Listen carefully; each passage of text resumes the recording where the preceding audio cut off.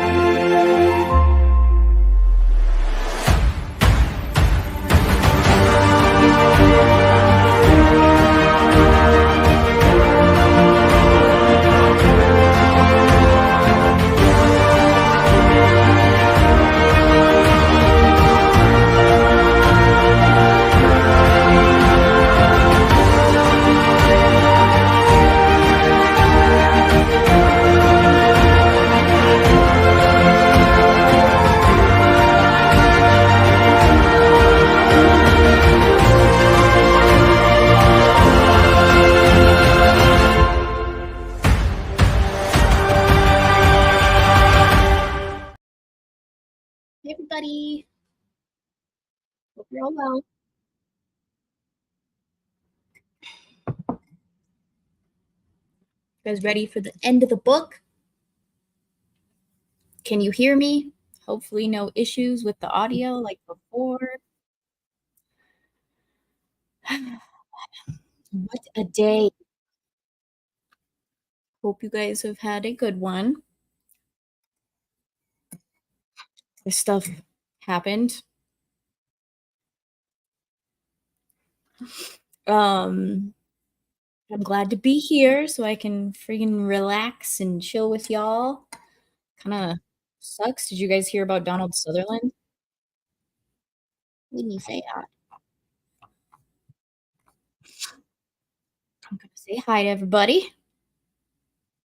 As always, hello, Legatus. Welcome.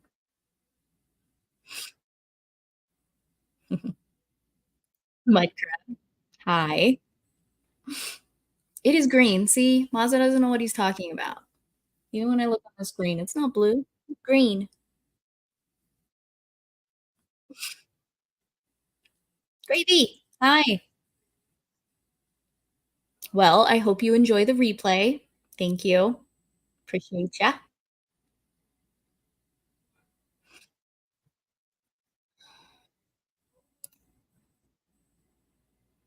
I think I'll do 5 and then rage quit after Relentless All Cats. Yeah, I'll do every chapter except for the last one. That'd be dumb. I don't know if I can do that to you.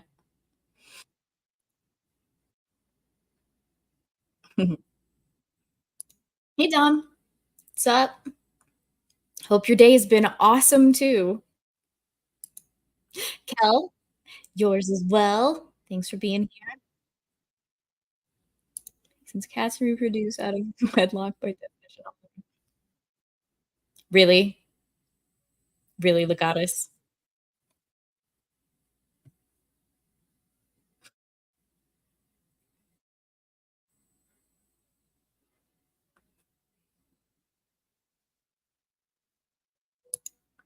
We'll see. because technically it would line up well if I finish tonight and then we do the let it simmer next week.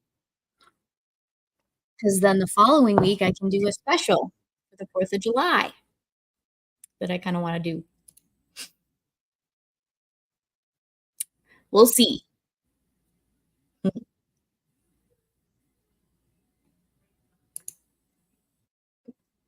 You'll see as well. Ooh, Dom did a recap. Nice. John killed 4 guards to get Deja Thoris at helium, but Deja Thoris moved on from him because she thought he was dead and is marrying the prince now while Deja's looking for John. I mean, yeah. Yeah, the character limits in chat suck.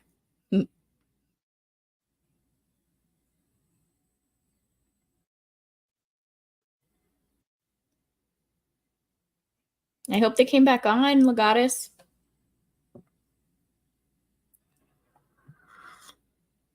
Clinton, hi.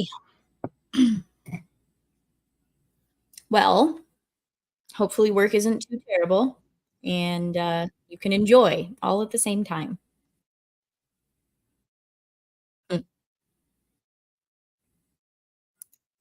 usual. Apparently it's not peaceful so far. Hey, your average patriot nerd. Hope you're having a good night. Drive safely.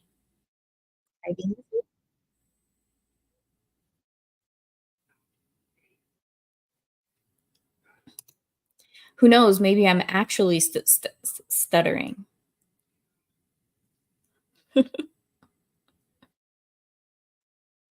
I had a dog that was from Queensland. It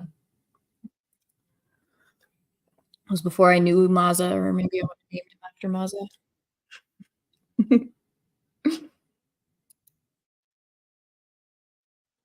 Hey, Double. Or should I say Jesus?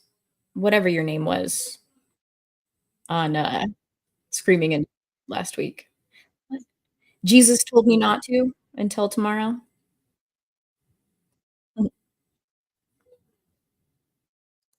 I don't know what you're referring to. My brain scrubs everything from my memory about 10 seconds after I say it. So I don't know.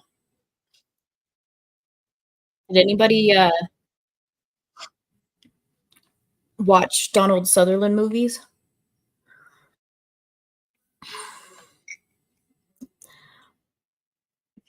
What's your favorite role that you saw him in? Mine has to be Johann von from Beer Fest. It's definitely my favorite.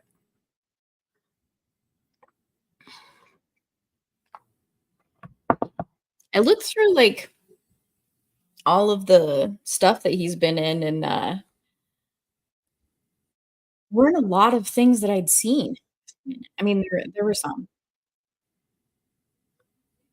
and I always enjoyed the stuff he was in, but I thought that was interesting. It's Kiefer Sutherland that I've seen a lot of, I guess. But ooh, did y'all see Gooding came out as well in the Rippaverse? Since they're not doing like official campaigns and stuff anymore, or like all the time anymore, I feel like it went hella under the radar. If anybody in chat is a Rippaverse supporter, if you're not, oh well. I'm still gonna talk about it.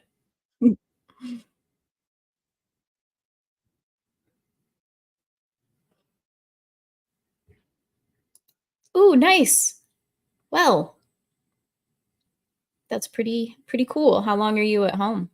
I don't really. My uncle was the truck driver, but I never really knew like the details of it. He would just come by our house. He actually lived for years. I was like 8 or 12 or something. But he would always come by, and we had like a little circular driveway, so he'd pull his truck in, just park there for a day or two. Can't even remember. I never saw a backdraft. I don't know if I've even heard of it. Don't kill me, devil. I even say that on YouTube. Whatever. The goddess. He was good in Invasion of the Body Snatchers, I think. Is that what it's called? I never saw it, so I can't say whether I was a fan of it or not. Mhm.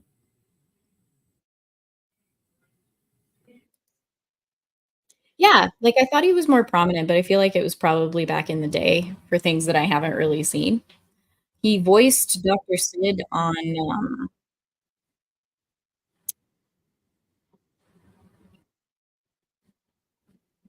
the Final Fantasy movie, Spirits Within, Final Fantasy Spirits Within. I, guilty pleasure, enjoy that film, it's just not Final Fantasy.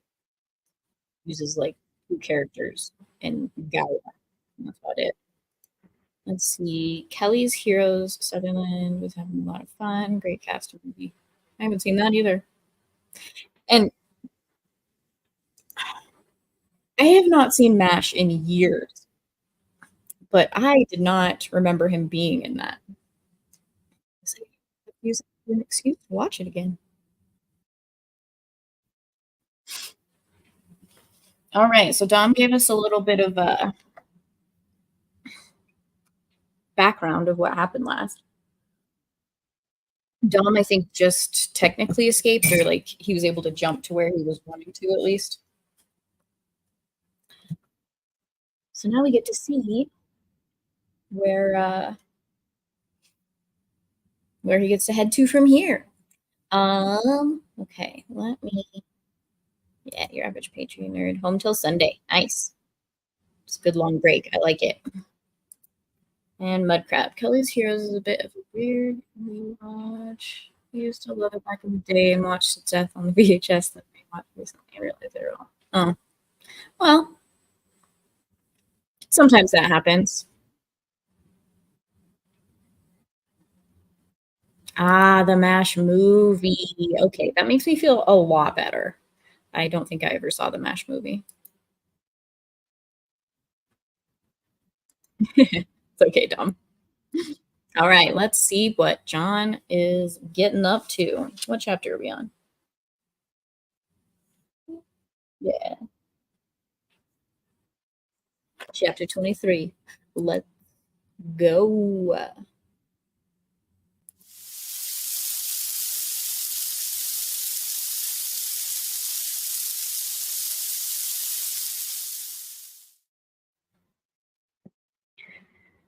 Chapter 23.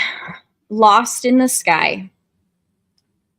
Without effort at concealment, I hastened to the vicinity of our quarters, where I felt sure I should find Kantos Khan. As I neared the building, I became more careful, as I judged, and rightly, that the place would be guarded. Several men in civilian metal loitered near the front entrance, and in the rear were others. My only means of reaching unseen the upper story where our apartments were situated was through an adjoining building, and after considerable maneuvering, I managed to attain the roof of a shop several doors away. Leaping from roof to roof, I soon reached an open window in the building where I hoped to find the heliumite, and in another moment I stood in the room before him. He was alone and showed no surprise at my coming, saying he had expected me much earlier, as my tour of duty must have ended some time since. I saw that he knew nothing of the events of the day at the palace, and when I had enlightened him, he was all excitement. The news that Deja Thoris had promised her hand to Sob Thon filled him with dismay. It cannot be, he exclaimed. It is impossible.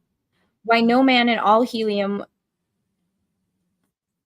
Why no man in all helium but would prefer death to the selling of our loved princess to the ruling house of Zidanga. She must have lost her mind to have assented to such an atrocious bargain. You, who do not know how we of Helium love the members of our ruling house, cannot appreciate the horror with which I contemplate such an unholy alliance. What can be done, John Carter? He continued. You are a resourceful man. Can you not think of some way to save Helium from this disgrace? If I can come within sword's reach of Sob Thon, I answered, I can solve the difficulty in so far as Helium is concerned. But for personal reasons, I would prefer that another struck the blow that frees Deja Thoris. Kantos Khan eyed me narrowly before he spoke. You love her, he said. Does she know it? She knows it, Kantos Khan, and repulses me only because she is promised to Sabtan.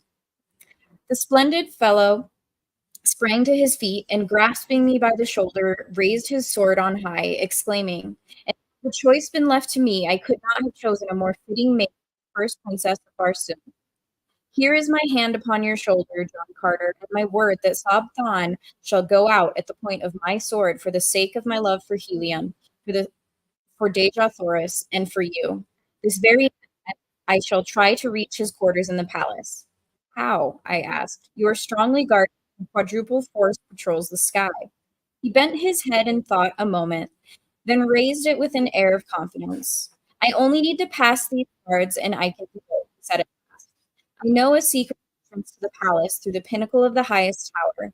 I fell upon it by chance one day as I was passing a palace on patrol duty. In this work, it is required that we investigate any unusual occurrence we may witness, and a face peering from the pinnacle of the high tower of the palace was, to me, most unusual. I therefore drew near and discovered that the possessor of the peering face was none other than Sab Than. He was slightly put out at being dejected and commanded me to keep the matter to myself, explaining that the passage from the tower led directly to his apartments and was known only to him. If I can reach the roof of the barracks and get my machine, I can be in Sabtan's quarters in 5 minutes. But how am I to escape from this building, guarded as you say it is?" "How well are the machine sheds at the barracks guarded?" I asked. "There is usually but one man on duty there at night upon the roof. Go to the roof of this building, Kantos Khan, and wait me there." Without stopping to explain my plans, I retraced my way to the street and hastened to the barracks. I did not dare to enter the building, filled as it was with members of the Air Scout Squadron, who, in common with all Zadonga, were on the lookout for me. The building was an enormous one, rearing its lofty head fully 1,000 feet into the air. But few buildings in Zadonga were higher than these barracks, though several topped it by a few hundred feet. The docks of the great battleships of the line standing some 1,500 feet from the ground, while the freight and passenger stations of the merchant squadrons rose nearly as high.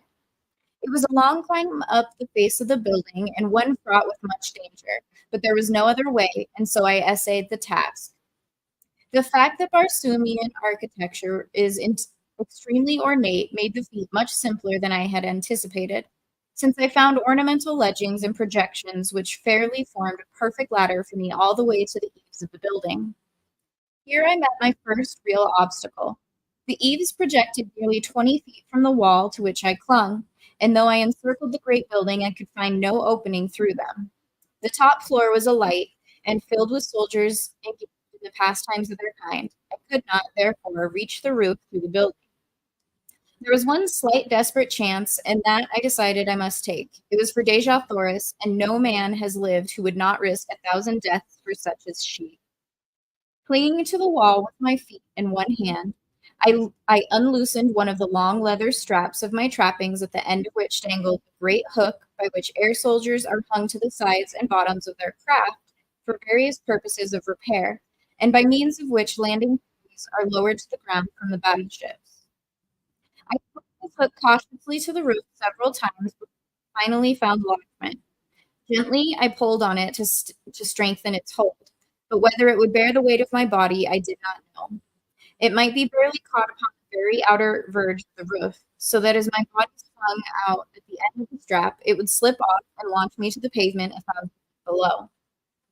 An instant I hesitated, and then, releasing my grasp upon the supporting ornament, I swung out into space at the end of the strap. Far below me lay the brilliantly lighted streets, the hard pavements, and death. There was a little jerk at the top of the supporting eaves, and a nasty, slipping, grating sound, which turned me cold with apprehension. Then the hook caught, and I was safe. Clambering quickly aloft, I grasped the edge of the eaves, and drew myself to the surface of the roof above. As I gained my feet, I was confronted by the sentry on duty, into the muzzle of whose revolver I found myself looking. "Who are you, and whence came you?" he cried. "I am an air scout, friend, and very near a dead one, for just by the merest chance I escaped falling to the avenue below," I replied. "But how came you upon the roof, man?" No one has landed or come up from the building for the past hour. Quick, explain yourself, or I call the guard. Look you here, sentry, and you shall see how I came and how close a shave I had to not coming at all, I answered, turning toward the edge of the roof where 20 feet below, at the end of my strap, hung all my weapons. The fellow, acting on impulse of curiosity, stepped to my side and to his undoing, for as he leaned to peer over the eaves, I grasped him by the throat and his pistol arm and threw him heavily to the roof. The weapon dropped from his grasp, and my fingers choked off his attempted cry for assistance. I gagged and bound him and then hung him over the edge of the roof as I myself had hung a few moments before. I knew it would be morning before he would be discovered, and I needed all the time that I could give.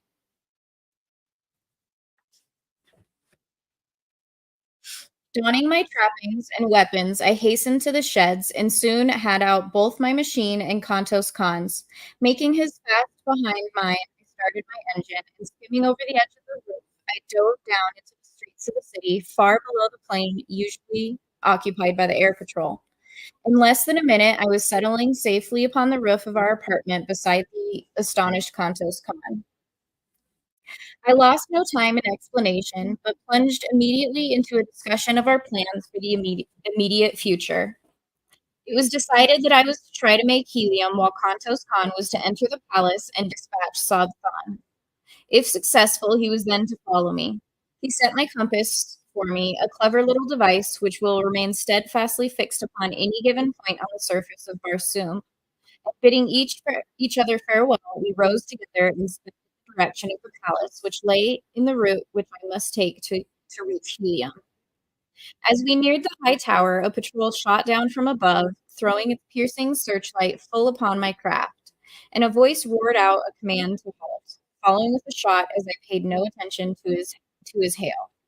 Kantos Khan dropped quickly into the darkness while I rose steadily and at a terrific speed raised to the Martian sky, followed by a dozen of the air scout craft which would join the pursuit, and later by a swift cruiser carrying 100 men and a battery of rapid-fire guns. By twisting and turning my little machine, now rising and now falling, I managed to elude their searchlights most of the time, but I was also losing ground by these tactics, and so I decided to hazard everything on a straightaway course and leave the result to fate and the speed of my machine. Kantos Khan had shown me a trick of gearing, which is known only to the Navy of Helium, that greatly increased the speed of our machines, so that I felt sure I could distance my pursuers if I could dodge their projectiles for a few moments. As I sped through the air, the screeching of the bullets around me convinced me that only by a miracle could I escape. But the die was cast, and throwing on full speed, I raced a straight course toward Helium. Gradually, I left my pursuers further and further behind, and I was just congratulating myself on my lucky escape when a well-directed shot from the cruiser exploded at the prow of my little craft. The concussion nearly capsized her, and with a sickening plunge, she hurtled downward through the dark night. That's why you don't celebrate early, John. How far I fell before I regained control of the panel, I do not know. The plane, I do not know. But I must have been very close to the ground when I started to rise again, as I plainly heard the squealing of animals below me. Rising again, I scanned the heavens for my pursuers, and finally making out their lights far behind me, saw that they were landing evidently in search of me. Not until their lights were no longer discernible did I venture to flash my little lamp upon my compass, and then I found to my consternation that a fragment of the projectile had utterly destroyed my only guide, as well as my speedometer. It was true I could follow the stars in the general direction of Helium, but without knowing the exact location of the city or the speed at which I was traveling, my chances for finding it were slim. Helium lies 1,000 miles southwest of Zidanga, and with my compass intact, I should have made the trip, barring accidents, in between 4 and 5 hours. As it turned out, however, morning found me speeding over a vast expanse of dead sea bottom after nearly 6 hours of continuous flight at high speed. Presently, a great city showed below me, but it was not Helium, as that alone of all Barsoomian metropolises consisted in two immense circular walled cities, about 75 miles apart, and would have been easily distinguishable from the altitude at which I was flying. Believing that I had come too far to the north and west, I turned back in a southeasterly direction, passing during the forenoon several other large cities, but none resembling the description which Kantos Khan had given me of Helium. In addition to the twin city formation of Helium, another distinguishing feature is the two immense towers, one of vivid scarlet rising nearly a mile into the air from the center of one of the cities, while the other of bright yellow and of the same height marks her sister. Well, I hope you could hear most of that. Sorry about my mic, guys. Maybe it fixed itself. That was chapter 23, Lee.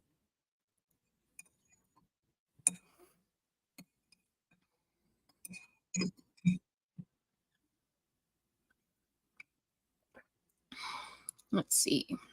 MASH 1970, Donald Sutherland played Hawkeye Pierce. Oh, okay. Good to know. Kelly's Heroes is a bit tongue-in-cheek and almost a comedy. Okay. What the heck?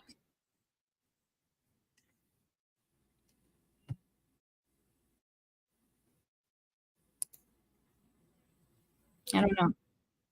Is my mic screwing up for anyone else, or is it just Dom? Because I'm listening back now.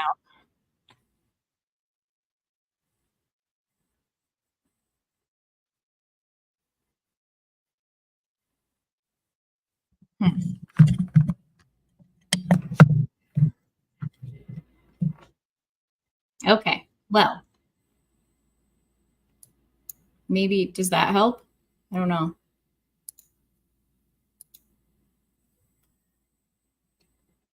There's one little button I can change something with on my mic.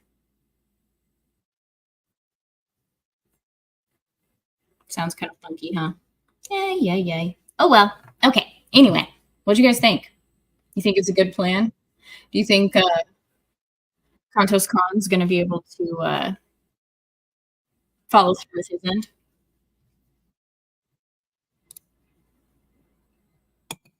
I feel like that'd be too easy and clean of a thing.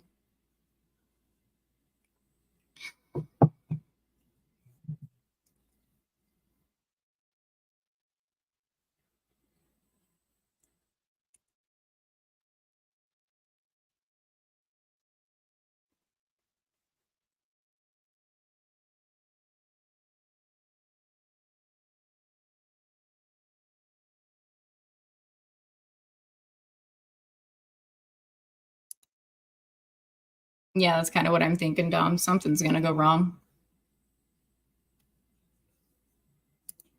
I don't know if it's when you speak or read out into a novel or when you talk into the mic. Well, I apologize, guys. 'Tis what it is.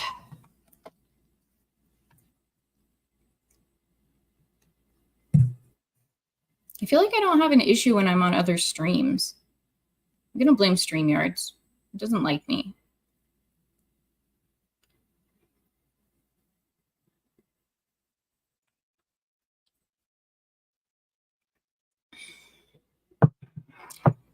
Now, do you think that he's going to stop and get directions or be a man about it and get more lost on the way to Helium?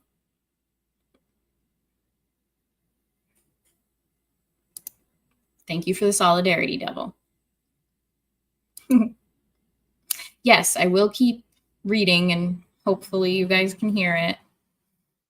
It's a little sad that it's screwing up. And I don't know how to fix it, so.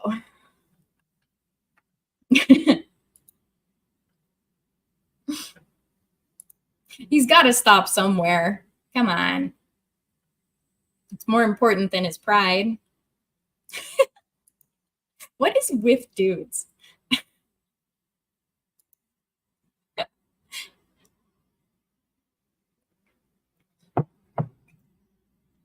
I think he's going to stop somewhere. Or, I don't know, maybe he'll figure it out on his own. I just feel like that's wishful thinking. It's a pretty short chapter, I feel like, huh? Let's move on to the next one. Legatus, he's not lost, he just hasn't got there yet. I guess I'll accept that reasoning for now.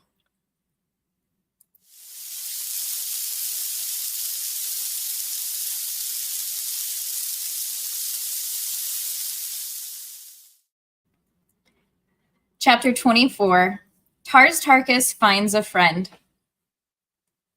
About noon, I passed low over a great dead city of ancient Mars, and as I skimmed out across the plain beyond, I came full upon several thousand green warriors engaged in a terrific battle. Scarcely had I seen them than a volley of shots was directed at me, and with the almost unfailing accuracy of their aim, my little craft was instantly a ruined wreck, sinking erratically to the ground. I fell almost directly in the center of the fierce combat, among warriors who had not seen my approach, so busily were they engaged in the life and death struggles. The men were fighting on foot with long swords, while an occasional shot from a sharpshooter on the outskirts of the conflict would bring down a warrior who might for an instant separate himself from the entangled mass. As my machine sank among them, I realized that it was fight or die, with good chances of dying in any event, and so I struck the ground with drawn long sword, ready to defend myself as I could. I fell beside a huge monster who was engaged with 3 antagonists, and as I glanced at his fierce face, filled with the light of battle, I recognized Tarkus the Thark. He did not see me, as I was a trifle behind him, and just then the 3 warriors opposing him, and whom I recognized as war-hoons, charged simultaneously. The mighty fellow made quick work of one of them, but in stepping back for another thrust, he fell over a dead body behind him, and was down and at the mercy of his foes in an instant. Quick as lightning they were upon him, and Tarkus would have been gathered to his fathers in short order had I not sprung before his prostrate form and engaged his adversaries. I had accounted for one of them when the mighty Thark regained his feet and quickly settled the other. He gave me one look, and a slight smile touched his grim lip as, touching my shoulder, he said, "I would scarcely recognize you, John Carter, but there is no other mortal upon Barsoom who would have done what you have for me. I think I have learned that there is such a thing as friendship, my friend." He said no more, nor was there opportunity, for the war-hoons were closing in about us, and together we fought, shoulder to shoulder, during all that long, hot afternoon, until the tide of battle turned, and the remnant of the fierce war-hoon horde fell back upon their throats, and fled into the gathering darkness. 10,000 men had been engaged in that titanic struggle, and upon the field of battle lay 3,000 dead. Neither side asked or gave quarter, nor did they attempt to take prisoners. On our return to the city after the battle, we had gone directly to Tarkus's quarters, where I was left alone while the chieftain attended the customary council which immediately follows an engagement. As I sat awaiting the return of the Green Warrior, I heard something move in an adjoining apartment, and as I glanced up, there rushed suddenly upon me a huge and hideous creature, which bore me backward upon the pile of silks and furs upon which I had been reclining. It was Woola. Faithful, loving Woola. He had found his way back to Thark, and as Tarkus later told me, had gone immediately to my former quarters, where he had taken up his pathetic and seemingly hopeless watch for my return. Aww. "Tal Hajus knows that you are here, John Carter," said Tarkus on his return from the Jedak's quarters. "Sarkosia saw and recognized you as we were returning. Tal Hajus has ordered me to bring you before him tonight. I have 10 thoats, John Carter. You may take your choice from among them, and I will accompany you to the nearest waterway that leads to Helium. Tarkus may be a cruel green warrior, but he can be a friend as well. Come, we must start." "And when you return, Tarkus?" I asked. "The wild callets, possibly, or worse," he replied, "unless I should chance to have the opportunity I have so long waited of battling with Tal Hajus." Dom, thank you for the update. Damn Yankees. "We will stay, Tarkus, and see Tal Hajus tonight. You shall not sacrifice yourself, and it may be that tonight you can have the chance you wait." He objected strenuously, saying that Tal Hajus often flew into wild fits of passion at the mere thought of the blow I had dealt him. and that if he ever laid his hands upon me, I would be subjected to the most horrible tortures. While we were eating, I repeated to Tars Tarkas the story which Sola had told me that night upon the sea bottom during the march to Thark. He said but little, but the great muscles of his face worked in passion and in agony at recollection of the horrors which had been heaped upon the only thing he had ever loved in all his cold, cruel, terrible existence. He no longer demurred when I suggested that we go before Tal Hajus, only saying that he would like to speak to Sarkoja first. At his request, I accompanied him to her quarters, and the look of venomous hatred she cast upon me was almost adequate recompense for any future misfortunes this accidental return to Thark might bring me. Sarkoja, said Tars Tarkas, 40 years ago you were instrumental in bringing about the torture and death of a woman named Gozava. I have just discovered that the warrior who loved that woman has learned of your part in the transaction. He may not kill you, Sarkoja. It is not our custom, but there is nothing to prevent him tying one end of a strap about your neck and the other to a wild thoat, merely to test your fitness to survive and help perpetuate our race. Having heard that he would do this on the morrow, I thought it only right to warn you, for I am a just man. The river Is but a short pilgrimage, Sarkoja. Come, John Carter. The next morning, Sarkoja was gone, nor was she ever seen after. In silence, we hastened to the Jedak's palace, where we were immediately admitted to his presence. In fact, he could scarcely wait to see me, and his standing erect upon his platform, glowering at the entrance as I came in,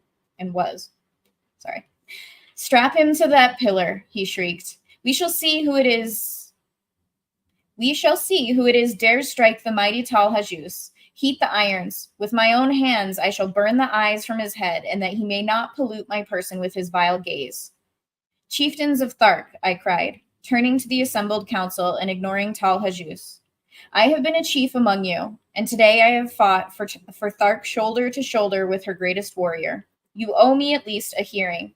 I have won that much today. You claim to be just people. Silence, roared Tal Hajus. Gag the creature and bind him as I command. Justice, Tal Hajus, exclaimed Lorcos Tommel. Who are you to set aside the customs of ages among the Tharks? Yes, justice, echoed a dozen voices, and so, while Tal Hajus fumed and frothed, I continued. You are a brave people, and you love bravery. But where was your mighty Jedak during the fighting today? I did not see him in the thick of battle. He was not there. He rends defenseless women and little children in his lair, but how recently has one of you seen him fight with men? Why, even I, a midget beside him, felled him with a single blow of my fist. Is it of such that the Tharks fashion their Jedaks? There stands beside me now a great Thark, a mighty warrior and a noble man. Chieftains, how sounds? Tars Tarkas, Jedak of Thark. A roar of deep-toned applause greeted this suggestion. It but remains for this council to command, and Tal Hajus must prove his fitness to rule. Were he a brave man, he would invite Tars Tarkas to combat, for he does not love him. But Tal Hajus is afraid. Tal Hajus, your Jedak, is a coward. With my bare hands I could kill him, and he knows it. After I ceased, there was tense silence, as all eyes were riveted upon Tal Hajus. He did not speak or move, but the blotchy green of his countenance turned livid, and the froth froze upon his lips. Tal Hajus, said Lorquas Tommel in a cold, hard voice. Never in my long life have I seen a Jedak of the Tharks so humiliated. There could be but one answer to this arraignment. We waited, and still Tal Hajus stood as though electrified. Chieftains, continued Lorquas Tommel, shall the Jedak Tal Hajus prove his fitness to rule over Tars Tarkas? There were 20 chieftains about the rostrum, and 20 swords flashed high in assent. There was no alternative. That decree was final, and so Tal Hajus drew his longsword and advanced to meet Tars Tarkas. The combat was soon over, and with his foot upon the neck of the dead monster, Tars Tarkas became Jedak among the Tharks. His first act was to make me a full-fledged chieftain with the rank I had won by my combats the first few weeks of my captivity among them. Seeing the favorable disposition of the warriors toward Tars Tarkas, as well as towards me, I grasped the opportunity to enlist them in my cause against Zidanga. I told Tars Tarkas the story of my adventures, and in a few words had explained to him the thought I had in mind. John Carter has made a proposal, he said, addressing the council, which meets with my sanction. I shall put it to you briefly. Deja Thoris, the princess of Helium, who was our prisoner, is now held by the Jeddak of Zidanga, whose son she must wed to save her country from devastation at the hands of the Zidangan forces. John Carter suggests that we rescue her and return her to Helium. The loot of Zidanga would be magnificent, and I have often thought that had we an alliance with the people of Helium, we could obtain sufficient assurance of sustenance to permit us to increase the size and frequency of our hatchings, and thus become unquestionably supreme among the green men of all Barsoom. What say you? It was a chance to fight, an opportunity to loot, and they rose to the bait as a speckled trout to a fly. For Tharks, they were wildly enthusiastic, and before another half hour had passed, 20 mounted messengers were speeding across dead sea bottoms to call the hordes together for the expedition. In 3 days, we were on the march towards Zidanga, 100,000 strong, as Tars Tarkas had been able to enlist the services of 3 smaller hordes on the promise of the great loot of Zidanga. At the head of the column, I rode beside the great Thark, while at the heels of my mount trotted my beloved Wula. We traveled entirely by night, timing our marches so that we camped during the day at deserted cities where, even to the beasts, we were all kept indoors during the daylight hours. On the march, Tars Tarkas, through his remarkable ability and statesmanship, enlisted 50,000 more warriors from various hordes, so that 10 days after we set out, we halted at midnight outside the great walled city of Zidanga, 150,000 strong. The fighting strength and efficiency of this horde of ferocious green monsters was equivalent to 10 times their number of red men. Never in the history of Barsoom, Tars Tarkas told me, had such a force of green warriors marched to battle together.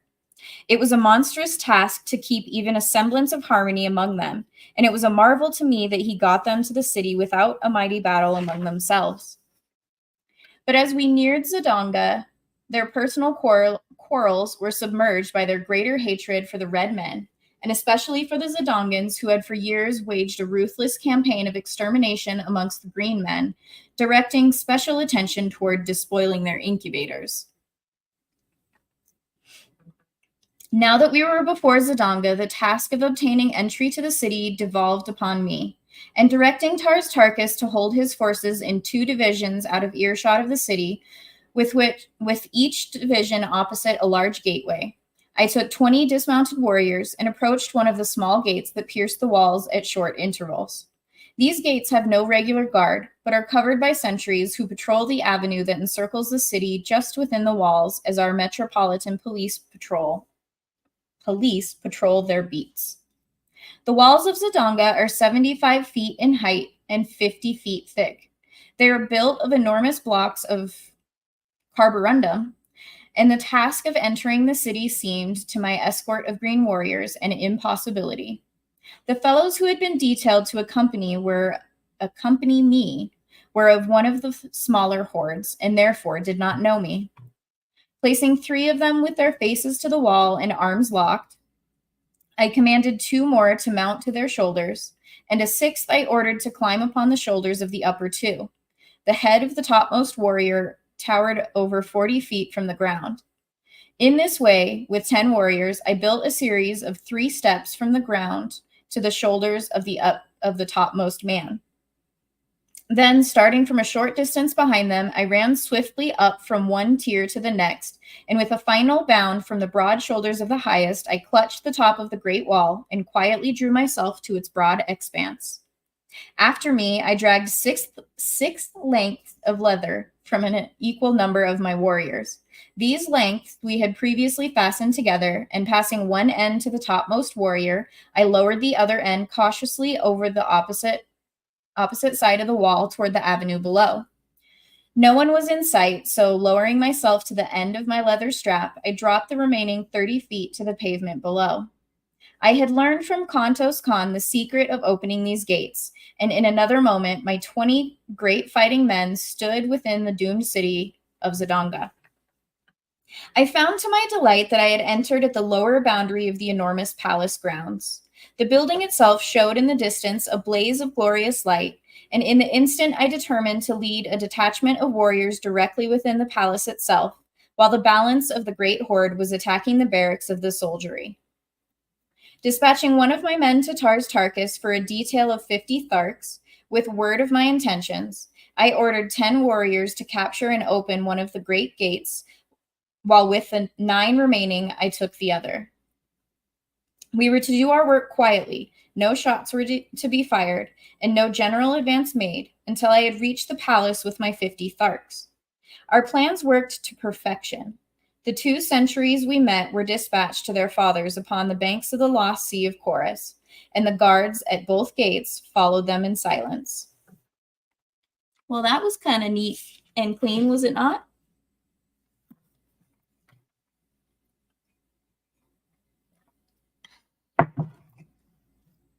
Hopefully my mic held through.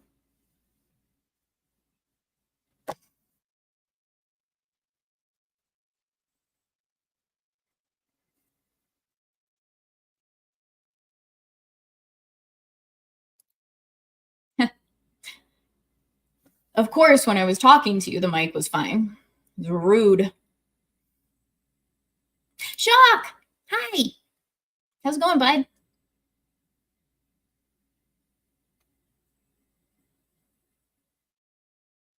I cannot believe you said this. Ridiculous. No quarter asked for or given, and no attempts to take prisoners. Yeah.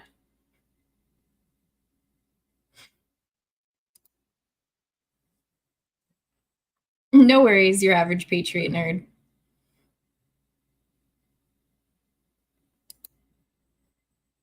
Is it? I wouldn't actually know, but I just like to question things. How easily is always seems to be able to gather forces and declare war on another to get an advantage. It's true. I mean, group a bunch of people together in a mob. Hi, Prof. How's it going? Glad you came.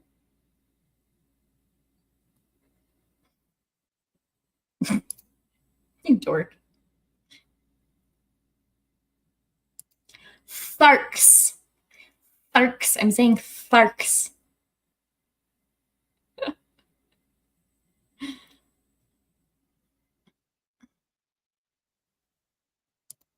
Yeah, I guess it could have been my internet. I still feel like blaming StreamYards. Although a lot of people, like Thursday and Friday, had issues with StreamYards. So it very well could have been last week, and then this week it was just a fluke. For a city at war, they were sure lax in their security of their own city. I feel like it's kind of a pride cometh type of situation. The Dongans are very prideful. Excuse me, sir. You're not going to silence me. I don't even remember what I was questioning. What was I questioning? What did you say?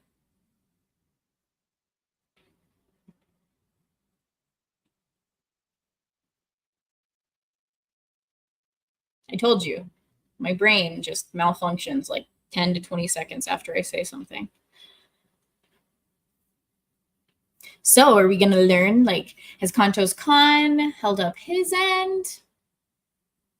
I feel like they would have been kind of more prepared for an attack if he had. So we'll see. I mean, it's been a few days since, but be interesting. Maybe it'll be like a Thark that ends up killing him. I don't even think Kanto's Khan was in the movie. Anyway, I guess we're about to find out. Everybody ready?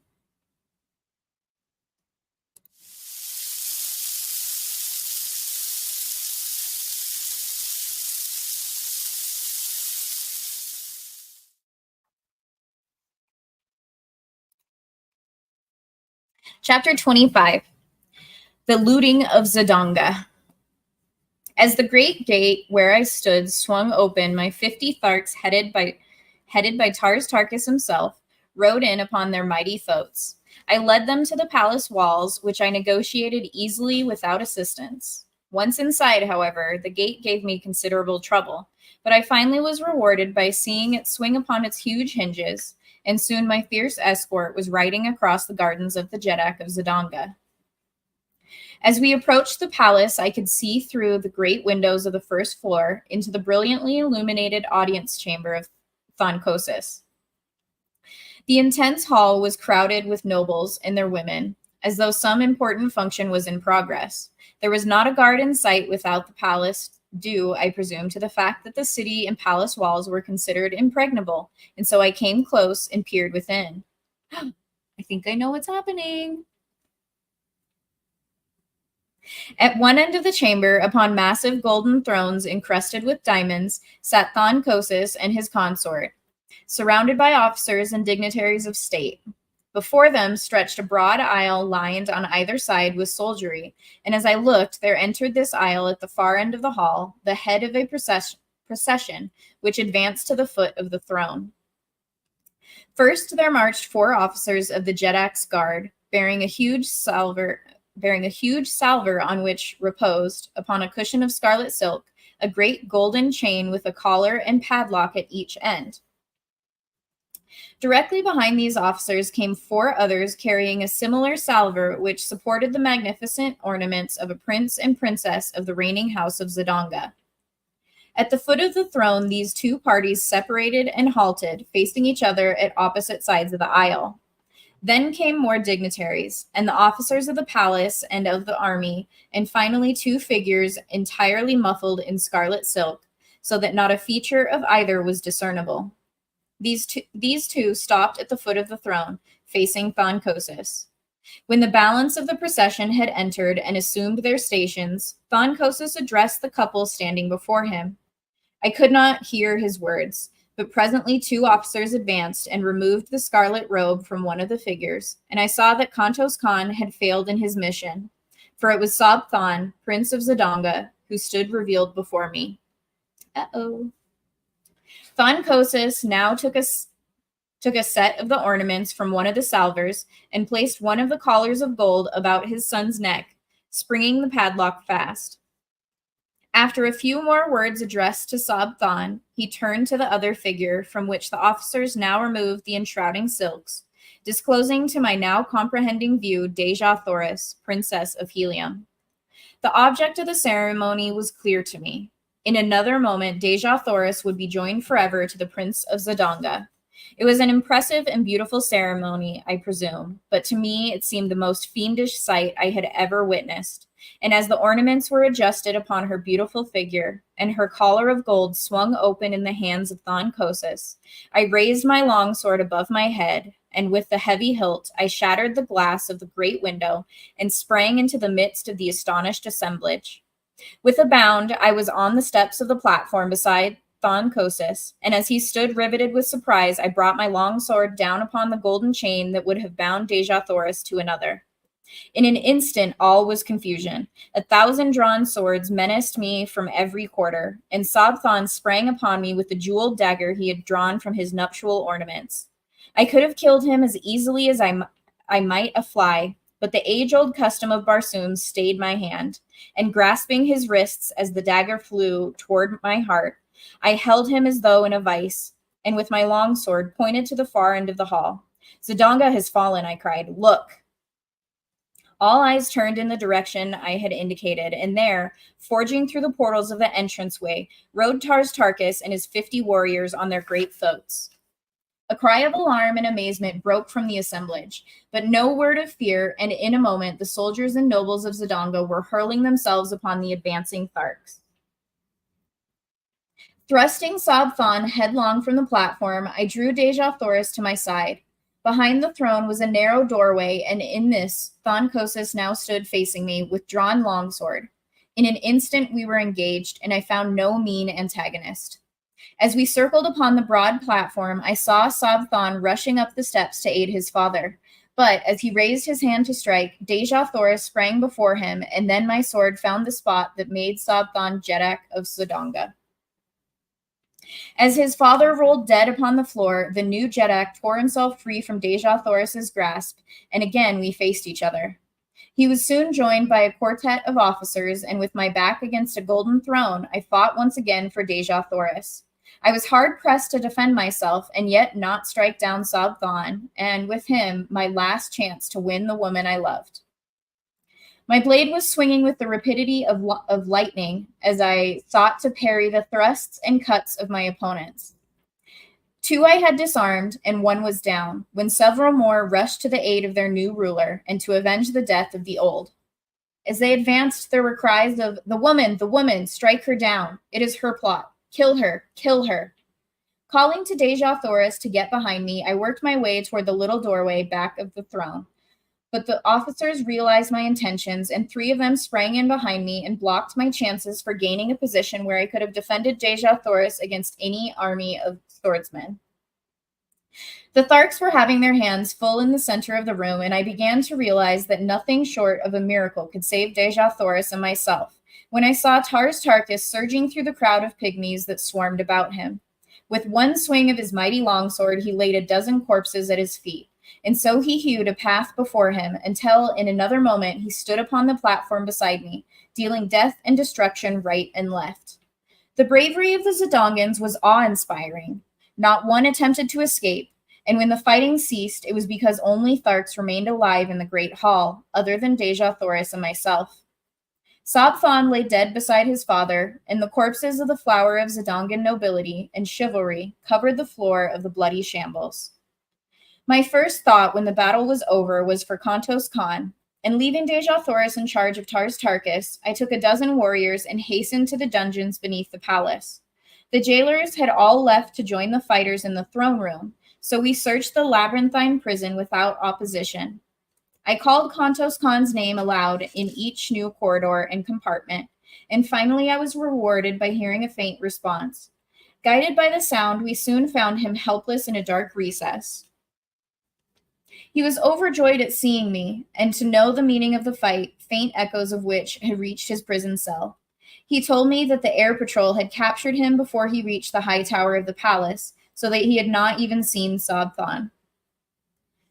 We discovered that it would be futile to attempt to cut away the bars and chains which held him prisoner, so, at his suggestion, I returned to search the bodies on the floor above for keys to open the padlocks of his cell and of his chains.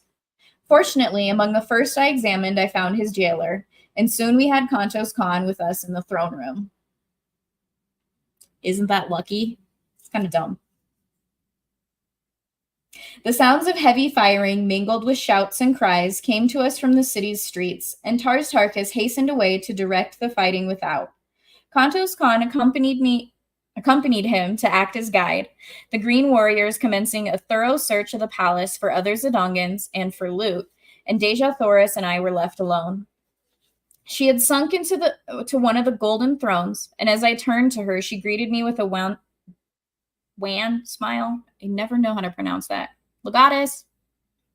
Wan or wan smile. Was there ever such a man? She exclaimed. I know that Barsoom has never before seen your like. Can it be that all earthmen are as you? Alone, a stranger, hunted, threatened, persecuted, you have done in a few short months what in all the past ages of Barsoom no man has ever done.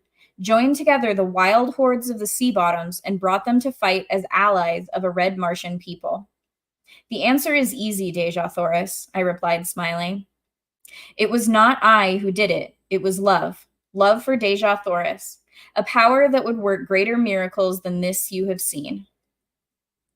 A pretty flush overspread her face, and she answered, You may say that now, John Carter, and I may listen, for I am free. And more still I have to say, ere it is again too late. I returned, I have done many strange things in my life, many things that wiser men would not have dared, but never in my wildest fantasies have I dreamed of winning a Deja Thoris for myself. For never had I dreamed that in all the universe dwelt such a woman as the Princess of Helium. That you are a princess does not abash me, but that you are you is enough to make me doubt my sanity as I ask you, my princess, to be mine. He does not need to be abashed, Who so well knew the answer to his plea before the plea were made, she replied, rising and placing her dear hands upon my shoulders. And so I took her in my arms and kissed her. And thus, in the midst of a city of wild conflict, filled with the alarms of war, with death and destruction reaping their terrible harvest around her, did Dejah Thoris, princess of Helium, true daughter of Mars, the god of war, promise herself in marriage to John Carter, gentleman of Virginia. It's very interesting reading a romancy type of scene to the internet. I kind of wanted to roll my eyes, which is kind of funny.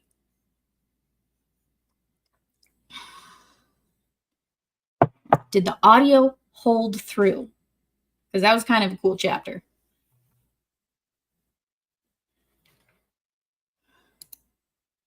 John already told him that Solo was his daughter.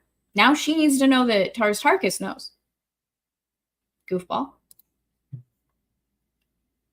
Yes, a lot of things do seem to go John's way. You are correct.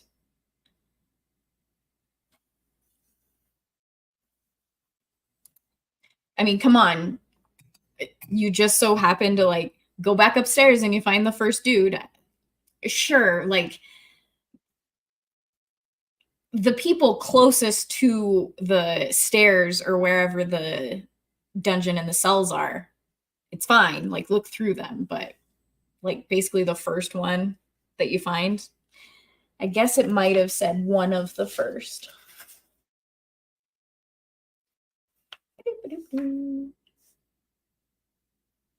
Fortunately, among the first I examined. So it wasn't the first, but fine, I'll allow it. They're lucky.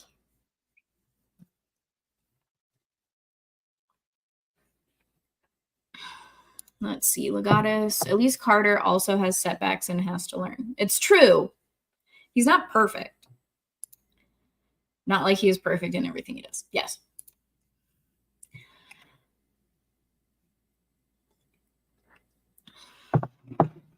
But he does kind of have a pretty hefty advantage over people. Like with the less dense bones and whatnot. Less gravity, I think, is like the combination.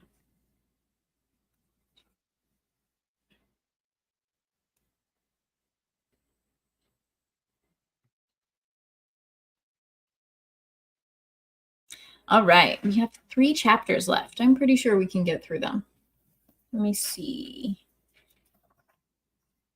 Yeah, we got 7 pages left, people. 8. Do this shit.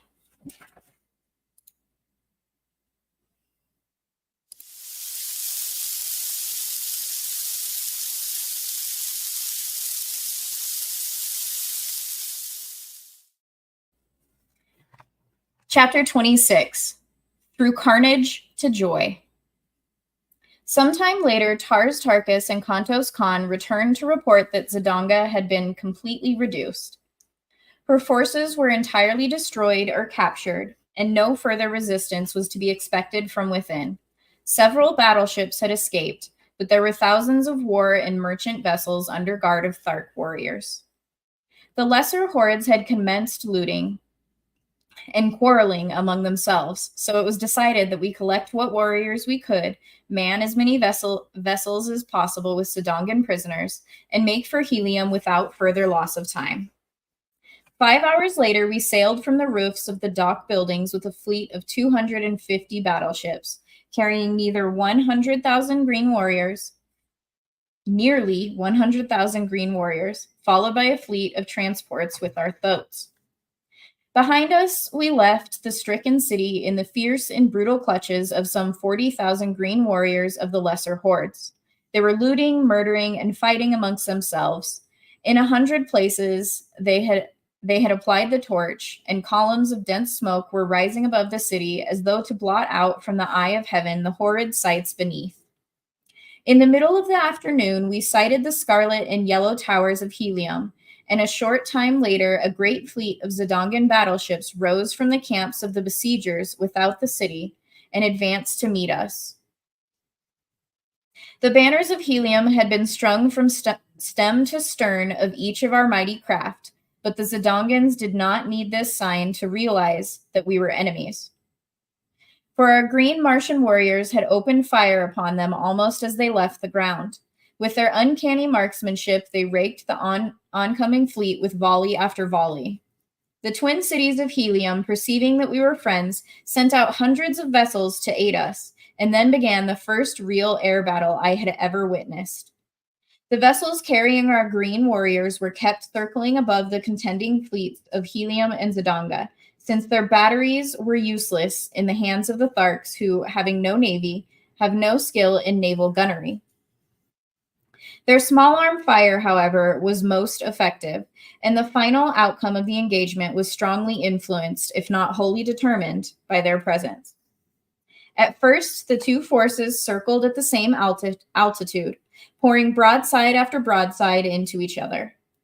Presently, a great hole was torn in the hull of one of the immense battlecraft from the Zidongan camp. With a lurch, she turned completely over, the little figures of her crew plunging, turning, and twisting toward the ground 1,000 feet below. Then, with sickening velocity, she tore after them, almost completely burying herself in the soft loam of the ancient sea bottom.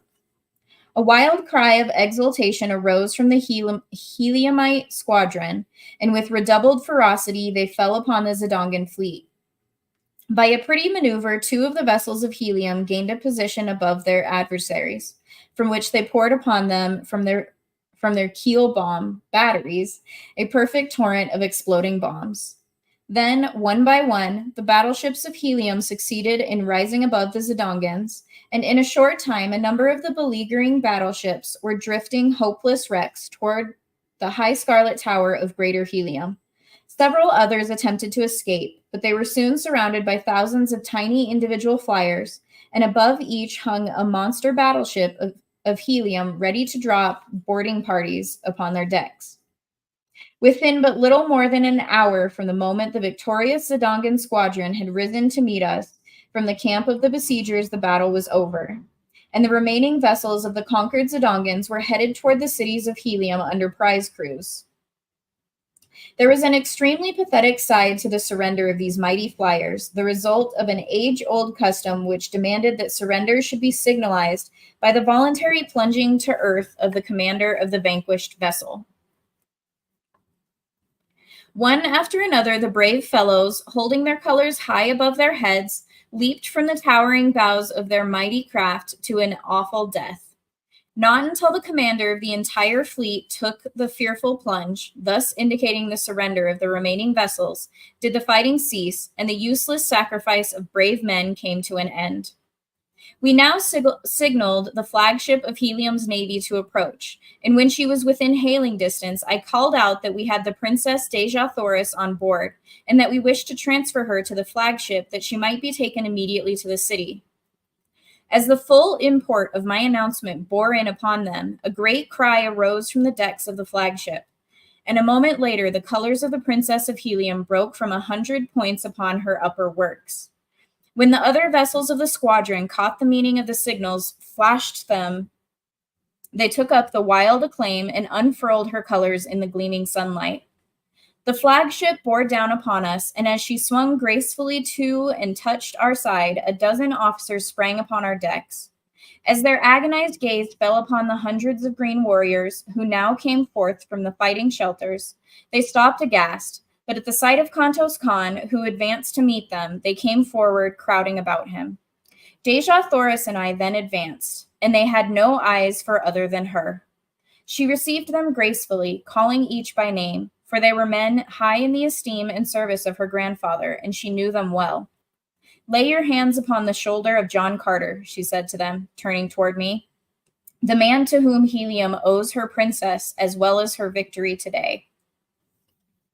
They were very courteous to me and said many kind and complimentary things, but what seemed to impress them most was that I had won the aid of the fierce Tharks in my campaign for the liberation of Deja Thoris and the relief of Helium.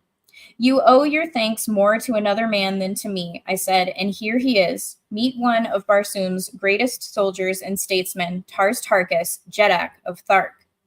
With the same polished courtesy that had marked their manner toward me, they extended their greetings to the great Thark, nor, to my surprise, was he much behind them in ease of bearing or in courtly speech.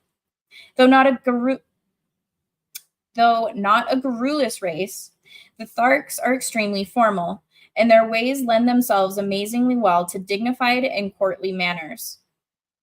Deja Thoris went aboard the flagship and was much put out that I would not follow. But as I explained to her, the battle was but partly won. We still had the land forces of the besieging Zidongans to account for, and I would not leave Tars Tarkas until that had been accomplished. The commander of the naval forces of Helium promised to arrange to have the armies of Helium attack from the city in conjunction with our land attack. And so the vessels separated, and Deja Thoris was borne in triumph back to the court of her grandfather, Tardos Mors, Jeddak of Helium. In the distance lay our fleet of transports, with the thoats of the Green Warriors where they had remained during the battle. Without landing stages, it was to be a difficult matter to unload these beasts upon the open plain, but there was nothing else for it, and so we put out for a point about 10 miles from the city and began the task. It was necessary to lower the animals to the ground in slings, and this work occupied the remainder of the day and half the night. Twice we were attacked by parties of Zidongan cavalry, but with little loss, however, and after darkness shut down, they withdrew. As soon as the last thoat was unloaded, Tars Tarkas gave the command to advance, and in 3 parties we crept upon the Zidongan camp from the north, the south, and the east. About a mile from the main camp, we encountered their outposts, and as had been arranged, About a mile from the main camp, we encountered their outposts, and as had been prearranged, accepted this as the signal to charge. With wild, ferocious cries, and amidst the nasty squealing of battle-enraged thoats, we bore down upon the Zidongans. We did not catch them napping, but found a well-entrenched battle line confronting us. Time after time, we were repulsed until toward noon I began to fear for the result of the battle. The Zidongans numbered nearly a million fighting men, gathered from pole to pole, wherever stretched their ribbon-like waterways, while pitted against them were less than 100,000 green warriors. The forces from Helium had not arrived, nor could we receive any word from them. Just at noon, we heard heavy firing all along the line between the Zidongans and the cities, and we knew then that our much-needed reinforcements had come. Again, Tars Tarkas ordered the charge, and once more the mighty thoats bore their terrible riders against the ramparts of the enemy. At the same moment, the battle line of Helium surged over the opposite breastworks of the Zidongans, and in another moment they were being crushed as between 2 millstones. Nobly they fought, but in vain. And I just lost my spot. There we are. Okay. The plain before the city became a veritable shambles ere the last Zidongan surrendered. But finally the carnage ceased. The prisoners were marched back to Helium, and we entered the greater city's gates, a huge triumphal procession of conquering heroes. The broad avenues were lined with women and children, among which were the few men whose duties necessitated that they remain within the city during the battle. We were greeted with an endless round of applause and showered with ornaments of gold, platinum, silver, and precious jewels. The city had gone mad with joy. My fierce Tharks caused the wildest excitement and enthusiasm. Never before had an armed body of green warriors entered the gates of Helium, and that they came now as friends and allies filled the red men with rejoicing. That my poor services to Deja Thoris had become known to the Heliumites was evidenced by the loud crying of my name, and by the loads of ornaments that were fastened upon me and my huge thoat as we passed up the avenues to the palace. For even in the face of the ferocious appearance of Wula, the populace pressed close about me. As we approached this magnificent pile, we were met by a party of officers who greeted us warmly and requested that Tars Tarkas and his Jeds, with the Jeddaks and Jeds of his wild allies, together with myself, dismount and accompany them to receive from Tardos Mors an expression of his gratitude for our services. At the top of the great steps leading up to the main portals of the palace stood the royal party, and as we reached the lower steps, one of their number descended to meet us. He was an almost perfect specimen of manhood, tall, straight as an arrow, superbly muscled and with the carriage and bearing of a ruler of men. I did not need to be told that he was Tardos Mors, Jeddak of Helium. The first member of our party he met was Tars Tarkas, and his first words sealed forever the new friendship between the races. That Tardos Mors, he said earnestly, may meet the greatest living warrior of Barsoom is a priceless honor, but that he may lay his hand on the shoulder of a friend and ally is a far greater boon. Jeddak of Helium, returned Tars Tarkas, it has remained for a man of another world to teach the green warriors of Barsoom the meaning of friendship. To him we owe the fact that the hordes of Thark can understand you, that they can appreciate and reciprocate the sentiments so graciously expressed. Tardos Mors then greeted each of the green Jeddaks and Jeds, and to each spoke words of friendship and appreciation. As he approached me, he laid both hands upon my shoulders. Welcome, my son, he said, that you are granted gladly and without one word of opposition the most precious jewel in all Helium, yes, on all Barsoom, is sufficient earnest of my esteem. We were then presented to Mors Kajak, Jed of Lesser Helium, and father of Deja Thoris. He had followed close behind Tardos Mors and seemed even more affected by the meeting than had his father. He tried a dozen times to express his gratitude to me, but his voice choked with emotion and he could not speak. And yet he had, as I was to later learn, a reputation for ferocity and fearlessness as a fighter that was remarkable even upon warlike Barsoom. In common with all Helium, he worshipped his daughter, nor could he think of what she had escaped without deep emotion. Okay, that was pretty cool, right? I think I said like a couple streams ago, I'm not one for like reading of battles and strategy and all of that type of stuff, but these have been pretty well written, at least for me.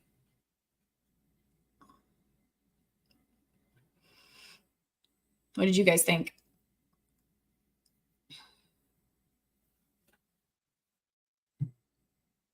Oh, hey, Maz. How's it going? Look, green, just like last week. It is green.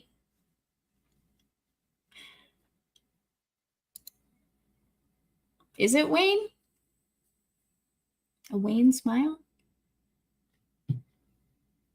Legatus failed me and didn't look it up for me. Release the Mazaverse.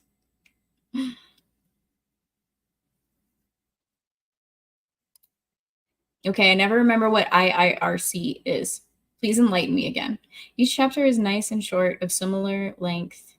If I recall correctly. Ha, I got it. Never mind. I'm good. Okay, Juan is pronounced like the name Wayne. At least that's the way I always felt. Well, the waning light, I think that actually, okay. Because waning makes sense to me. I just never thought of like the preface of the word? The first syllable, whatever. The main body of the word? Hi, Selena. Sometimes I'm good at English crap and sometimes I'm not. That's not the one I wanted to click. Oh, well. Blue cord, hi. It's okay. Whose birthday, if you don't mind? You don't have to tell me. But happy birthday to whomever it is. If it's you, then happy birthday to you. I guess I could read into that as well.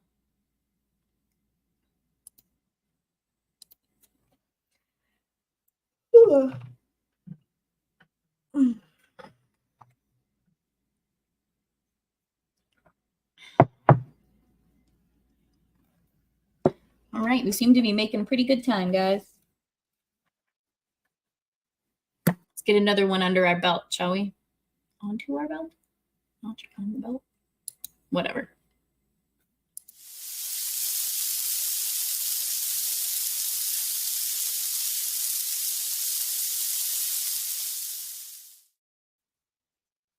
Chapter 27, From Joy to Death. For 10 days, the hordes of Thark and their wild allies were feasted and entertained, and then, loaded with costly presents and escorted by 10,000 soldiers of Helium, commanded by Morris Kajak, they started on the return journey to their own lands. The Jed of Lesser Helium, with a small party of nobles, accompanied them all the way to Thark to cement more closely the new bonds of peace and friendship. Sola also accompanied Tars Tarkas, her father, who before all his chieftains had acknowledged her as his daughter. 3 weeks later, Morris Kajak and his officers, accompanied by Tars Tarkas and Sola, returned upon a battleship that had been dispatched to Thark to fetch them, in time for the ceremony which made Deja Thoris and John Carter one. For 9 years I served in the councils and fought in the armies of Helium as a prince of the house of Tardos Mors. The people seemed never to tire of heaping honors upon me, and no day passed that did not bring some new proof of their love for my princess, the incomparable Deja Thoris. In a golden incubator upon the roof of our palace lay a snow-white egg. For nearly 5 years, 10 soldiers of the Jedak's guard had constantly stood over it, and not a day passed when I was in the city that Deja Thoris and I did not stand hand in hand before our little shrine, planning for the future, when the delicate shell should break. Vivid in my memory is the picture of the last night as we sat there talking in low tones of the strange romance which had woven our lives together, and of this wonder which was coming to augment our happiness and fulfill our hopes. In the distance, we saw the bright white light of an approaching airship, but we attached no special significance to so common a sight. Like a bolt of lightning, it raced toward Helium until its very speed bespoke the unusual. Flashing the signals which proclaimed it a dispatch bearer for the Jedak, it circled impatiently awaiting the tardy patrol boat which must convey it to the palace docks.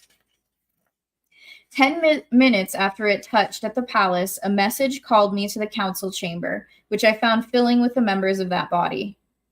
On the raised platform of the throne was Tardos Mors, pacing back and forth with tense, drawn face. When all were in their seats, he turned toward us. This morning, he said, word reached the several governments of Barsoom that the keeper of the atmosphere plant had made no wireless report for 2 days, nor had almost ceaseless calls upon him from a score of capitals elicited a sign of response. The ambassadors of the other nations asked us to take the matter in hand and hasten the assistant keeper to the plant. All day, 1,000 cruisers have been searching for him until just now one of them returns bearing his dead body, which was found in the pits beneath his house, horribly mutilated by some assassin. I do not need to tell you what this means to Barsoom. It would take months to penetrate those mighty walls. In fact, the work has already been commenced, and there would be little to fear were the engine of the pumping plant to run as it should, and as they all have for hundreds of years now. But the worst, we fear, has happened. The instruments show a rapidly decreasing air pressure on all parts of Barsoom. The engine has stopped. My gentlemen, he concluded, we have at best 3 days to live. There was absolute silence for several minutes, and then a young noble arose and with his drawn sword held high above his head addressed Tardos Mors. The men of Helium have prided themselves that they have ever shown Barsoom how Let's start this over. The men of Helium have prided themselves that they have ever shown Barsoom how a nation of red men should live. Now is our opportunity to show them how they should die. Let us go about our duties as though 1,000 useful years still lay before us. The chamber rang with applause, and as there was nothing better to do than to allay the fears of the people by our example, we went our ways with smiles upon our faces and sorrow gnawing at our hearts. When I returned to my palace, I found that the rumor already had reached Deja Thoris, so I told her all that I had heard. We have been very happy, John Carter, she said, and I thank whatever fate overtakes us that it permits us to die together. The next 2 days brought no noticeable change in the supply of air, but on the morning of the 3rd day, breathing became difficult at the higher altitudes of the rooftops. The avenues and plazas of Helium were filled with people. All business had ceased. For the most part, the people looked bravely into the face of their unalterable doom. Here and there, however, men and women gave way to quiet grief. Toward the middle of the day, many of the weaker commenced to succumb, and within an hour the people of Barsoom were sinking by thousands into the unconsciousness which precedes death by asphyxiation. Deja Thoris and I, with the other members of the royal family, had collected in a sunken garden within an inner courtyard of the palace.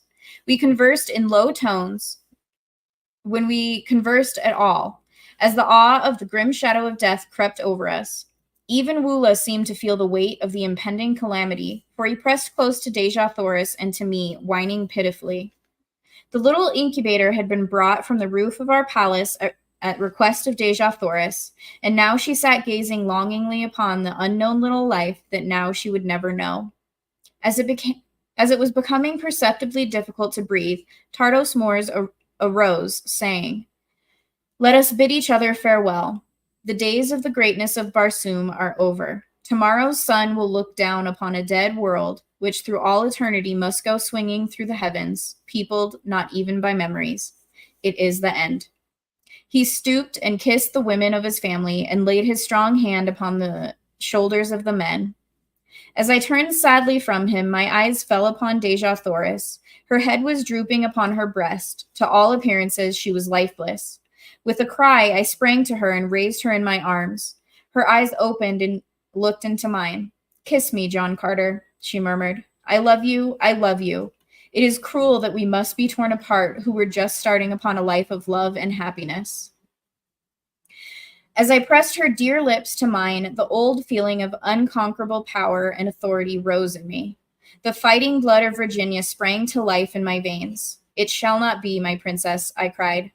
There must be some way, and John Carter, who has fought his way through a strange world for love of you, will find it." And with my words, there crept above the threshold of my conscious mind a series of 9 long-forgotten sounds. Like a flash of lightning in the darkness, their full purport dawned upon me, the key to the 3 great doors of the atmosphere plant. Turning suddenly toward Tardos Mors, as I still clasped my dying love to my breast, I cried, "A flyer, Jeddak, quick! Order your swiftest flyer to the palace top. I can save Barsoom yet." He did not wait to question, but in an instant a guard was racing to the nearest dock, and though the air was thin and almost gone at the rooftop, they managed to launch the fastest one-man air scout machine that the skill of Barsoom had ever produced. Kissing Deja Thoris a dozen times and commanding Woola, who would have followed me, to remain and guard her, I bounded with my old agility and strength to the high ramparts of the palace, and in another moment I was headed toward the goal of the hopes of all Barsoom. I had to fly low to get sufficient air to breathe, but I took a straight course across an old sea bottom, and so had to rise only a few feet above the ground. I traveled with awful velocity, for my errand was a race against time with death. The face of Deja Thoris hung always before me. As I turned for a last look as I left the palace garden, I had seen her stagger and sink upon the ground beside the little incubator. That she had dropped into the last coma which would end in death if the air supply remained unreplenished, I well knew, and so, throwing caution to the winds, I flung overboard everything but the engine and compass, even to my ornaments, and lying on my belly along the deck with one hand on the steering wheel and the other pushing the speed lever to its last notch, I split the thin air of dying Mars with the speed of a meteor. An hour before dark, the great walls of the atmosphere plant loomed suddenly before me, and with a sickening thud, I plunged to the ground before the small door which was withholding the spark of life from the inhabitants of an entire planet. Beside the door, a great crew of men had been laboring to pierce the wall, but they had scarcely scratched the flint-like surface, and now most of them lay in the last sleep from which not even air would awaken them. Conditions seemed much worse here than at Helium, and it was with difficulty that I breathed at all. There were a few men still conscious, and to one of these I spoke. "If I can open these doors, is there a man who can start the engines?" I asked. "I can," he replied, "if you open quickly. I can last but a few moments more. But it is useless, they are both dead, and no one else upon Barsoom knew the secret of these awful locks. For 3 days, men crazed with fear have surged about this portal in vain attempts to solve its mystery."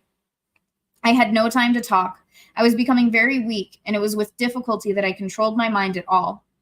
But with a final effort, as I sank weakly to my knees, I hurled the 9 thought waves at that awful thing before me. The Martian had crawled to my side, and with staring eyes fixed on the single panel before us, he waited in the silence of death. Slowly, the mighty door receded before us. I attempted to rise and follow it, but I was too weak. After it, I cried to the companion, and if you reach the pump room, turn loose all the pumps. It is the only chance Barsoom has to exist tomorrow. From where I lay, I opened the second door, and then the third, and as I saw the hope of Barsoom crawling weakly on hands and knees through the last doorway, I sank unconscious upon the ground.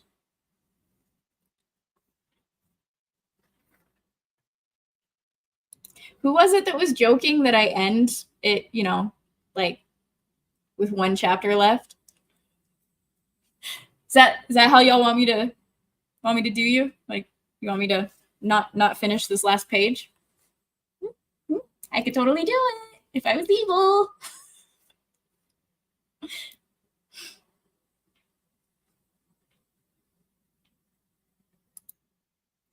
I don't know, Dom, do they? I could tell you. It's probably going to end something similar to how the movie ends. You could think that.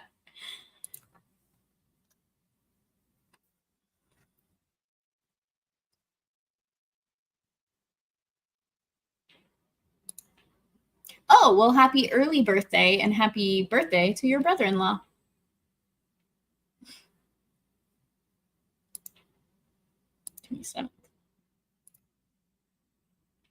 My dad's is actually the next Thursday. Figure out what day that is, everybody. John Carter destroyed a whole nation for love. What a simp. Yeah. Hey, Kratos.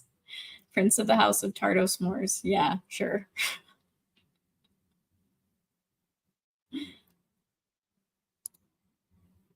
That is a good point. He did get with the gal, so not a simp. Martians lay eggs. Yeah. He actually talked about that when he first met Dejah Thoris, or like first saw her and then learned of how Martians do that. If you guys recall, like 4 weeks ago. Egg, are they suggesting an Earthling and one of ours whom are biologically compatible? I mean, yeah, that's what they're saying. Yeah, I was kind of wondering that myself.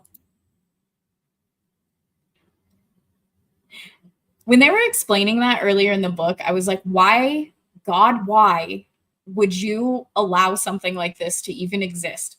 2 people only knowing how to control that. Like, you could all just die. Like, what kind of logic? That's crazy. Kratos. I don't know. I feel like I'm kind of in the mood to be, you know, evil. This hasn't even gone 2 hours.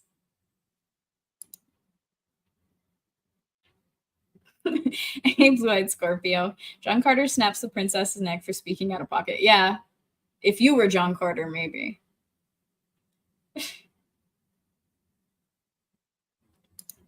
You know what? Yeah, it would be something a jarhead would do. Let's see. Do I want to be a devil dog today or a jarhead? Oh, your mom's a Yankee Doodle Dandy as well then, huh? A lot of your family like to be a week apart, obviously, with years separated, I'm sure. Well, duh, with your mom, but...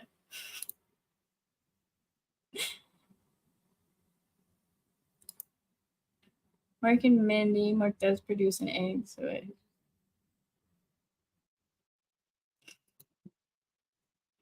Yeah, I guess I could be a combo. Just keep talking and talking, waffling on the decision. Should I? Shouldn't I?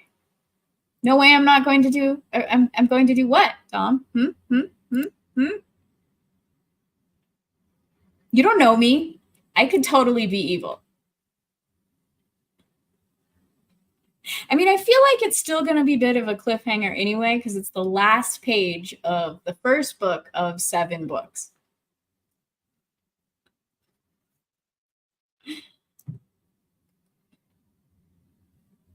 All right. I promised you guys last week I would finish it, so therefore I shall.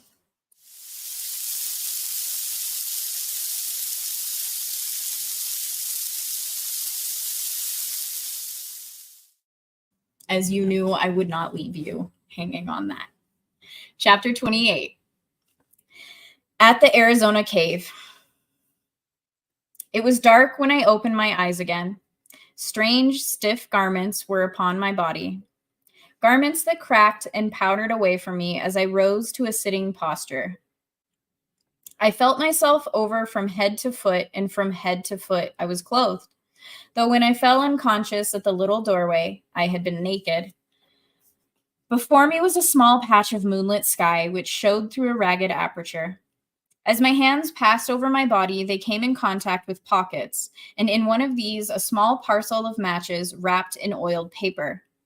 One of these matches I struck, and its dim flame lighted up what appeared to be a huge cave, toward the back of which I discovered a strange, still figure huddled over a tiny bench.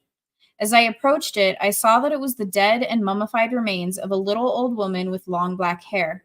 And the thing it leaned over was a small charcoal burner upon which rested a round copper vessel containing a small quantity of greenish powder. Behind her, depending from the roof upon rawhide thongs and stretching entirely across the cave, was a row of human skeletons. From the thong which held them stretched another to the dead hand of the little old woman. As I touched the cord, the skeletons swung to the motion with a noise as if the rustling of dry leaves. It was a most grotesque and horrid tableau, and I hastened out into the fresh air, glad to escape from so gruesome a place. The sight that met my eyes as I stepped out upon a small ledge which ran before the entrance of the cave filled me with consternation. A new heaven and a new landscape met my gaze. The silvered mountains in the distance, the almost stationary moon hanging in the sky, the cacti-studded valley below me were not of Mars. I could scarcely believe my eyes, but the truth slowly forced itself upon me. I was looking upon Arizona from the same ledge from which 10 years before I had gazed with longing upon Mars. Burying my head in my arms, I turned, broken and sorrowful, down the trail from the cave. Above me shone the red eye of Mars holding her awful secret 48 million miles away. Did the Martian reach the pump room? Did the vitalizing air reach the people of that distant planet in time to save them? Was my Deja Thoris alive, or did her beautiful body lie cold in death beside the tiny golden incubator in the sunken garden of the inner courtyard of the palace of Tardos Mors, the Jeddak of Helium? For 10 years I have waited and prayed for an answer to my questions. For 10 years I have waited and prayed to be taken back to the world of my lost love. I would rather lie dead beside her there than live on earth all those millions of terrible miles from her. The old mine, which I found untouched, has made me fabulously wealthy, but what care I for wealth? As I sit here tonight in my little study overlooking the Hudson, just 20 years have elapsed since I first opened my eyes upon Mars. I can see her shining in the sky through the little window by my desk, and tonight she seems calling to me again as she has not called before since that long dead night. And I think I can see, across that awful abyss of space, a beautiful black-haired woman standing in the garden of a palace, and at her side is a little boy who puts his arm around her as she points into the sky toward the planet Earth, while at her feet is a huge and hideous creature with a heart of gold. I believe that they are waiting there for me, and something tells me that I shall soon know. The end. See? The end.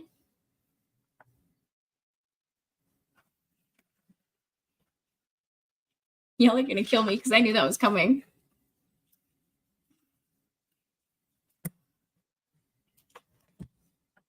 See, I was a jar dog, as Kratos said, because, like I said, I knew it was coming.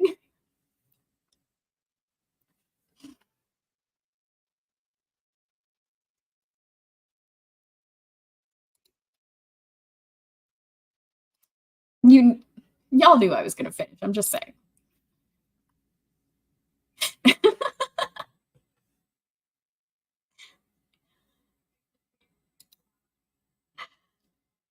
My cats would never.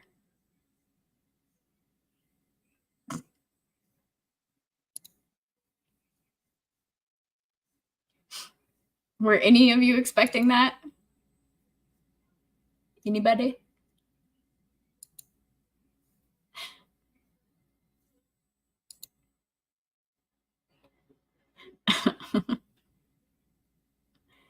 Yeah, 10 years, technically 20 years. It would indeed, right? Can you imagine? Like, the time difference is crazy already, but like, come on, 20 years not knowing anything, but being able to see it from such a distance, and your entire life is there as you're hoping that they have not just died. I'm glad you guys, well, I'm glad you enjoyed. Hopefully everyone else enjoyed.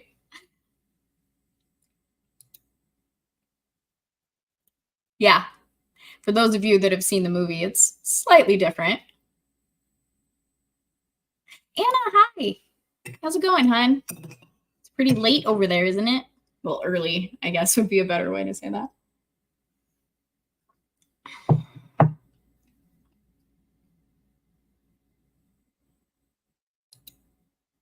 Ah, but do we know? Legatus, have you seen the movie? It's kind of crazy, like, what they did with the movie in comparison, which we're going to talk about next week, with a special guest who actually had the idea to watch John Carter. Okay, so anyways, organizing things. There is a Discord server for the Fellowship where we're going to be watching John Carter this Saturday. Time TBD. For anyone who might be interested, yeah. If you want the Discord link, maybe Kratos can send it to me. Or I guess I could try and make you a wrench. Should I make you a wrench? I don't even remember how to do that.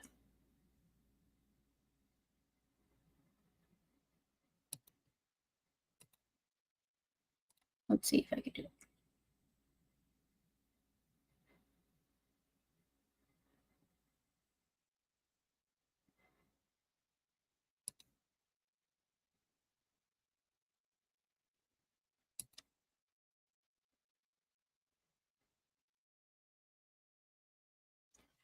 Yeah, so if y'all are interested, Kratos, just drop it in there. I made you a mod. Or it should have made you a mod. Yeah, so if you guys are interested and you want to watch, it's shortly going to be in the chat, maybe. We're going to do that this Saturday, 7 p.m. Central, which, okay, let me do this again. So that would be 8 p.m. 8 p.m. Eastern, 7 Central, 6 Mountain, 5 Pacific. And then if I add 6, it would be GMT. So midnight GMT.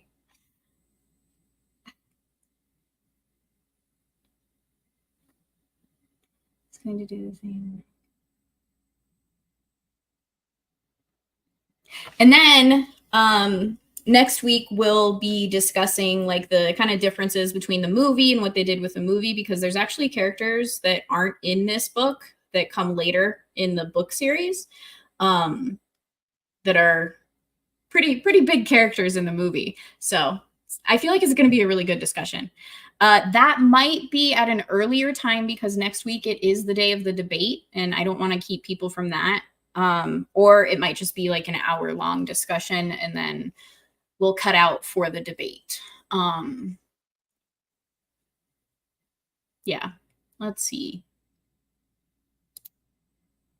Oh, Alf's doing his Subnautica. Nice. If you want a Saturday ending, get the...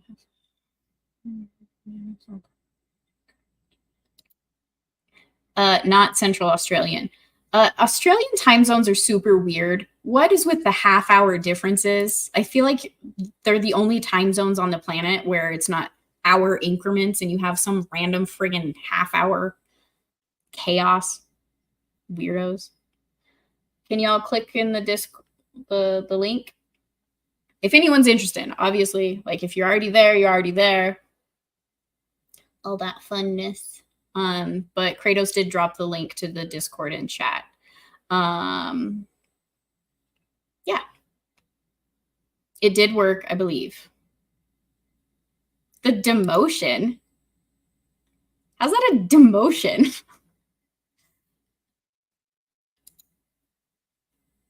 Forgot about what? The debates?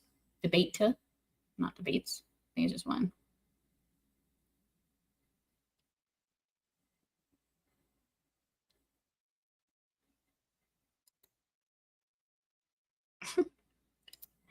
Blame the convict scum states for screwing up. Okay. I'll allow that. Yeah, the debates. So, yeah.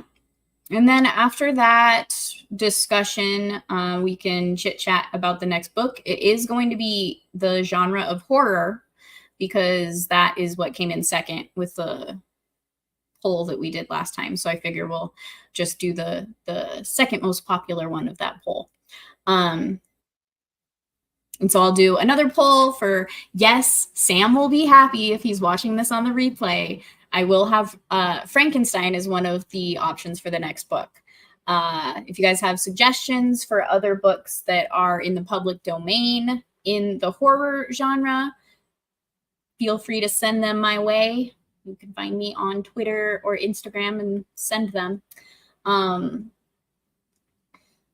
Yeah, otherwise I will look up stuff like that. I don't know if it's part of the horror genre. If you want to suggest something, that's totally fine. Otherwise, yeah, thank you guys for hanging out, for doing, like, watching all these streams, even if it's afterwards because you're asleep or you're working and you can't catch it live. You guys are all awesome. I really appreciate it. Be sure to like the stream. Follow me on socials, Green-Haired Anti-Liberal. You'll find me there. Everybody have a great night. I, again, always appreciate you being here. You're great. I love the interactions in between the chapters. It really makes me happy to chat with you guys and also to just kind of help check books off of your list because I really enjoy reading and it really helps me get through my book lists. Even if it's something that I'm rereading, I love to reread books. So really grateful for you all. Have a good night. Bye.